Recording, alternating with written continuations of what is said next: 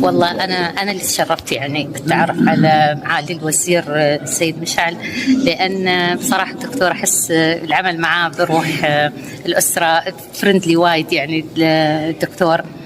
زائد ان احنا يعني التقينا الحين في جروب بعد اصغر من جروب الاتحاد، وهو الامانه العامه يعني رئيس الاتحاد مع الامين العام، فاصبح التعاون والتواصل معنا مستمر، يعني سواء كان على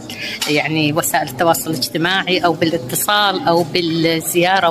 واحنا نشوفها. طبعا اليوم وجودنا وياه يعني شيء كبير جدا، وانا وايد سعيده اني انا اكون معاه ومع دكتور زينب ومع الأهل ما شاء الله عليهم الأعضاء الجمعية الكيميائية المصرية. وطبعا سعداء دائما إن شاء الله تكون ملتقياتنا أكثر، وبعدين في عندنا لقاء إن شاء الله قريب في استضافة المؤتمر